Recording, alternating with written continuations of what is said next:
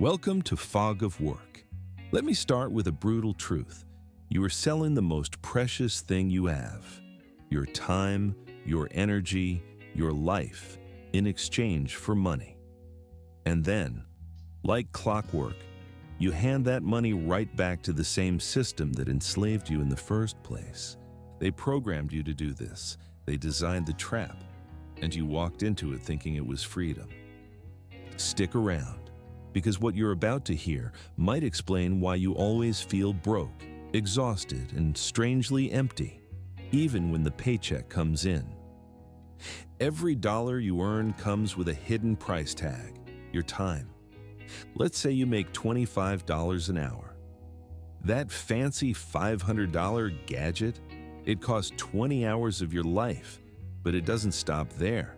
Add taxes, the time spent commuting, the emotional toll of work, and that gadget just cost you a week of your existence.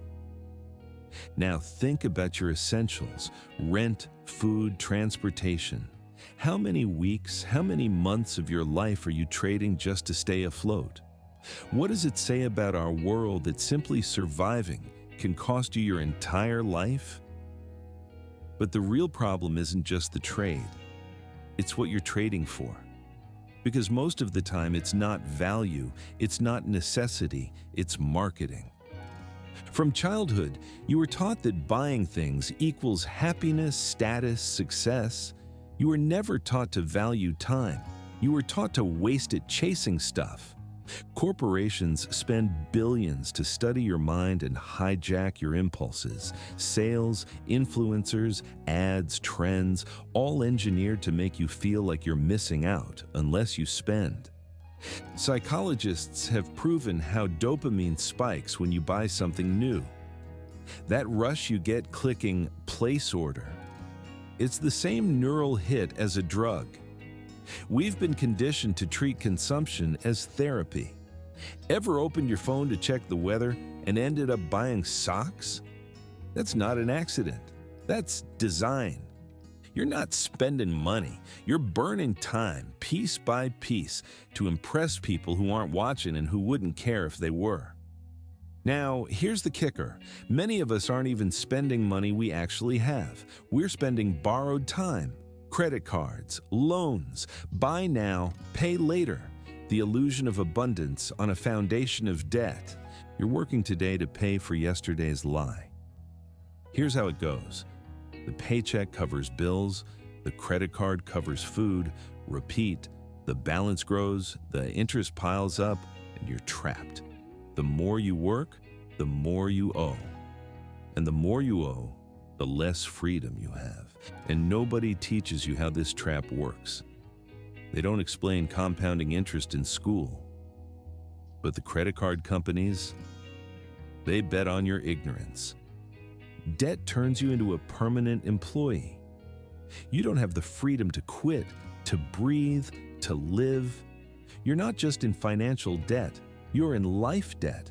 Some call it capitalism, others call it progress. I call it what it is, a predatory ecosystem that thrives on your exhaustion. You buy things to feel alive because your job makes you feel dead. You reward yourself with distractions, a new phone, a weekend splurge, another Amazon box at the door. But it's not joy, it's sedation. Picture this: every payday, a shadowy figure, I call him the grappler, shows up at your door. He takes your rent, your car payment, your mental health. You ask to keep something for yourself. He laughs. It's not a joke. The grappler lives in the fine print, in bank fees, in shrinking benefits, in that sudden bill that drains your account, and he's there because no one ever stopped him. The system doesn't care if you're happy. It just wants you to stay functional enough to keep paying. Money isn't even real anymore. It's abstract. Tap, swipe, click, spend now, regret later. The further money gets from tangible reality, the easier it is to waste. You don't count cash. You don't feel the weight of spending. That's not accidental.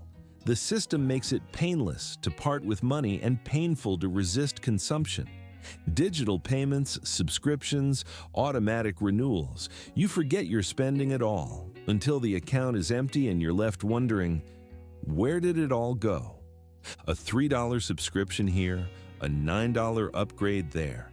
Invisible leaks that drown you slowly. It's like financial carbon monoxide. You don't notice until it's too late. Let's take a turn now. You've seen how easy it is to spend without thinking. Now ask why you feel the need to. You've been sold a lie that you deserve a treat for surviving a week of soul-sucking labor. They call it self-care, but it's just self-soothing. A little dopamine hit to distract you from the cage you're locked in. A $6 coffee here, a $200 therapy shopping spree there. All because you need relief from the job that's supposed to be your opportunity. Instagram calls it empowerment. TikTok calls it healing. But the truth? It's coping. Real self-care isn't scented candles or retail therapy. It's boundaries. It's rest. It's saying no. But the system doesn't profit from that. This wasn't an accident. After World War II, corporations and advertisers deliberately linked spending with identity. You weren't just buying soap. You were buying beauty, popularity, even morality. The message was loud and clear. To be someone, you had to buy something. And now, decades later, we're so deep in the habit that spending feels like breathing. You don't even realize it until you try to stop. But if the reward for working is spending money to recover from work, maybe the job isn't the blessing you were told it was. The consequences of this manipulated spending show up in our everyday reality. And it's brutal. You don't lack discipline, you lack options. Your rent went up, your groceries doubled, your car payment is strangling you. You're not wasteful, you're surviving in a rigged game. Meanwhile, corporations hoard record profits. Your employer calls you family, but won't cover dental. Politicians tell you to budget better while signing checks for banks and billionaires. You cut corners, you clip coupons, you cancel subscriptions, but nothing stops the tidal wave. Rent jumped again, your insurance premium quietly doubled. Groceries cost more but shrink in size. You make sacrifices, yet somehow you fall further behind. And the advice you get? Make your coffee at home, as if $3 saved on caffeine will fix an economy that eats paychecks for breakfast. You're trying to stay afloat in a flood, and they're tossing you a sponge. You're not bad with money, you're just not part of the club. But there's another way, a quieter rebellion that begins not with protest signs, but with one question.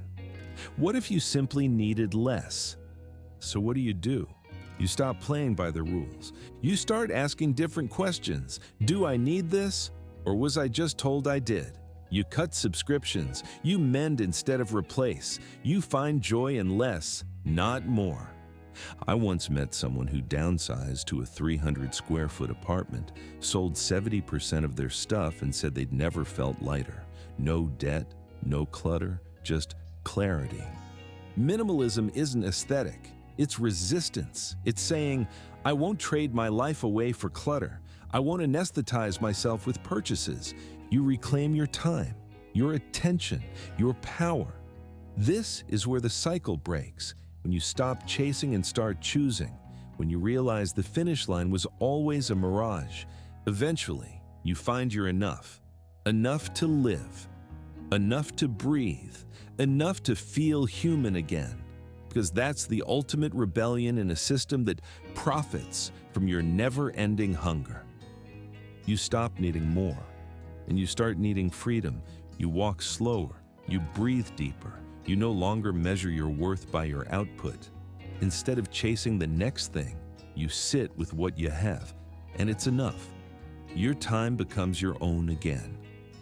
And suddenly, the silence isn't scary. It's sacred.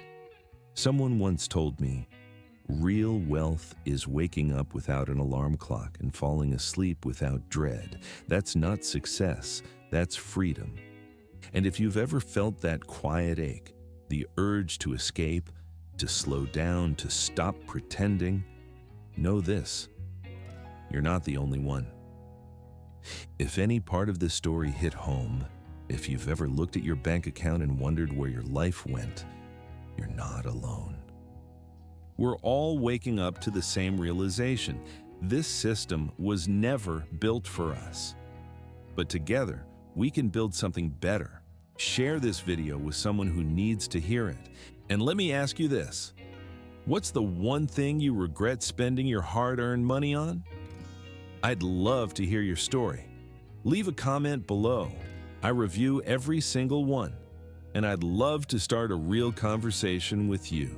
Until next time, this is Fog of Work.